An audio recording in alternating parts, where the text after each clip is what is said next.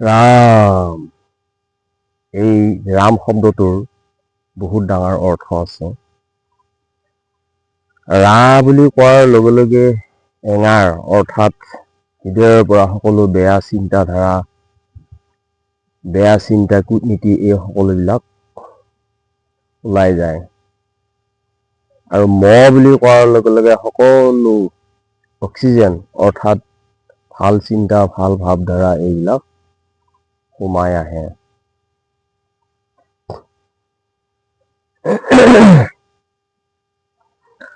আৰু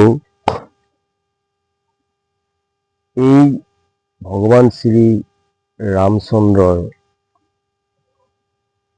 বহুত ডাঙৰ কাহিনী আছে। পাপীৰ মুখত ৰাম শব্দটো কেতিয়াও নুফুটে। ৰত্নাকৰ দস্যুৱে নিজৰ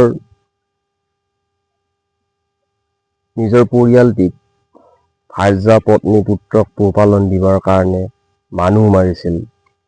আৰু এনেদৰে মানুহ মাৰি, অৰ্থাৎ নৰ হত্যা কৰি সিহঁতৰ পৰা যি পায় তাকে নি নিজৰ পৰিয়াল, পুত্ৰ, কন্যা, ভাৰ্যাক পুহিছিল। এনেদৰে কাম কৰোঁতে কৰোঁতে এসময়ত ৰত্নাকৰ দস্যুৰ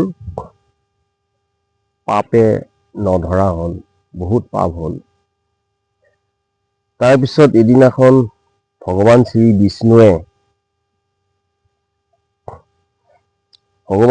বিষ্ণুৱে ব্ৰাহ্মণৰ ৰূপ ধৰি বৈকুণ্ঠৰ পৰা নামি আহিল আৰু যিটো ৰাস্তাত নেকি ৰত্নাকৰ দস্যু আছিল, সেই ৰাস্তাটোতেই এই ব্ৰাহ্মণ ৰূপী ভগৱান শ্ৰী বিষ্ণু আহি আছে। আহি থাকোঁতে ৰত্নাকৰ দস্যুৱে দূৰৰ পৰা দেখা পালে আৰু দেখা পাই আগুৱাই গ'ল। আগুৱাই যাই কৈছে যে, ক'ত পলাবি ব্ৰাহ্মণ, তোৰ লগত যি আছে চব নিম আৰু তোকো মাৰিম। তেতিয়া সেই ব্ৰাহ্মণ ৰূপী ভগৱান শ্ৰী বিষ্ণুৱে ক'লে, ঠিক আছে ৰত্নাকৰ, মই ক'তো নাযাওঁ, তুমি এটা কাম কৰা, তুমি মোক এই গছজোপাতে বান্ধি থৈ যোৱা আৰু তুমি বৰ্তমানলৈকে যিমান মানুহ মাৰিলা, এতিয়ালৈকে তোমাৰ বহুত পাপ হৈছে আৰু পাপে তোমাৰ নধৰা হৈছে। আৰু এই পাপ কৰি কৰি তুমি নিজৰ ভাৰ্যা, পত্নী, পুত্ৰক তুমি পোহপালন দি আছা। গতিকে ঘৰত যাই তুমি সুধি আহা যে তোমাৰ এই পাপৰ ভাগ নিজৰ ভাৰ্যা, পত্নী, পুত্ৰই লয় নে নলয়, পাপৰ সমভাগী হয় নে নহয়, এইখিনি তুমি সুধি আহা। তেতিয়া ৰত্নাকৰ দস্যুৱে ক'লে, নাই নাই, এইবিলাক বুদ্ধি কৰি তুমি পলাবি, তোমাৰ পৰা বস্তু মই লৈ যাম। তেতিয়া ব্ৰাহ্মণ ৰূপী ভগৱান শ্ৰী বিষ্ণুৱে ক'লে, নহয়, মোক এইজোপা গছতে বান্ধি থৈ যোৱা। তুমি যেনেদৰে বান্ধি থৈ যাবা মই তেনেদৰে থাকিম। তুমি আগতে সুধি আহা তোমাৰ পাপৰ সমভাগী তোমাৰ ভাৰ্যা, পত্নী, পুত্ৰ হয় নে নহয়।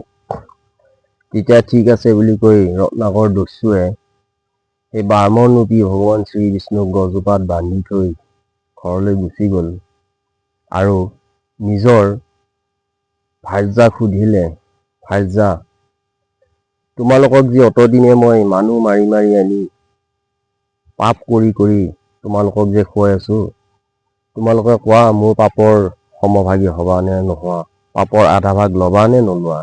তেতিয়া নিজৰ ভাৰ্যাই ক'লে, তোমাকতো আমি মানুহ মাৰি আনি পাপ কৰ্ম কৰি আনি আমাক পোহপালন দিবলৈ কোৱা নাই, গতিকে আমি পাপৰ ভাগ ল'ব নোৱাৰো।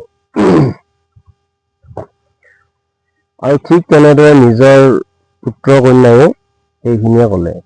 তেতিয়া ৰত্নাকৰ দস্যুৱে নিৰুপায় হৈ গুচি আহিল য'ত নেকি ভগৱান শ্ৰীবিষ্ণুক বন্দী কৰি থৈ দিছিল, কাছত বান্ধি থৈ দিছিল। তাৰপিছত ৰত্নাকৰ দস্যুৱে দেখা পালে যে ব্ৰাহ্মণৰ যেনেকে বান্ধি থৈ গৈছে তেনেকৈয়ে আছে। তেতিয়া ৰত্নাকৰ দস্যুৰ মনত অকণমান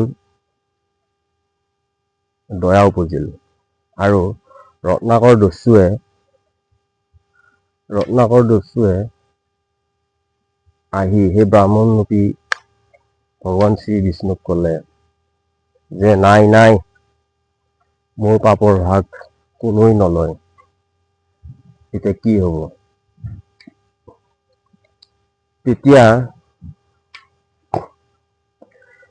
ব্ৰাহ্মণ ৰূপী ভগৱান শ্ৰী বিষ্ণুই ক'লে, ঠিক আছে, তোমাৰ পাপৰ ভাগ কোনেও নলয়। তেতিয়াহ'লে তুমি ইমান যে মানুহ হত্যা কৰিলা, নৰ হত্যা কৰিলা, নৰ হত্যা কৰি তুমি তোমাৰ নিজৰ পৰিয়ালক পোহপালন কৰিলা, তোমাৰ কি লাভ হ'ল? তুমি কি ফল পালা? গতিকে এইবিলাক লাভ নাই, তুমি এতিয়াৰ পৰা এইবিলাক বাদ দিয়া। আৰু তোমাক মই এতিয়া দিহা পৰামৰ্শ দি যাম, তুমি মোক খুলি দিয়া। তেতিয়া ৰত্নাকৰ দস্যুৱে এই ব্ৰাহ্মণক খুলি দিলে আৰু ব্ৰাহ্মণে ক'লে, তোমাৰ যিমান পাপ হৈছে, তোমাৰ পাপ ক্ষয়ৰ কাৰণে তুমি এটা কাম কৰিব লাগিব। তুমি ৰাম বুলি কোৱা। তেতিয়াতো ৰত্নাকৰে ৰাম বুলি ক'ব নোৱাৰে, আম বুলিহে আহে। পাপীৰ মুখত কেতিয়াও ৰাম নাম নুফুটে। ৰাম বুলি ক'বলৈ খুজিলে আম বুলি আহে। তেতিয়া সেই ব্ৰাহ্মণ ৰূপী ভগৱান শ্ৰী বিষ্ণুৱে এজোপা মৰা আমৰ গছ দেখুৱাই দিলে। বোলে এই মৰা আম জোপাৰ তলতে তুমি বহি মৰা আম বুলি তুমি ধ্যান কৰি থাকা। এনেদৰে কৈ এই ব্ৰাহ্মণ ৰূপী শ্ৰী বিষ্ণু অন্তৰ ধ্যান হ'ল। তাৰপিছতে ৰত্নাকৰৰ কিছু হুঁচ আহিল, চেঞ্জ হ'ল, আৰু ৰত্নাকৰে ভাবিলে, ঠিক আছে, এনেকৈ কৈ সেই মৰা আম গছজোপাৰ তলতে বহি মৰা আম বুলি তপস্যাত ব্যস্ত হ'ল।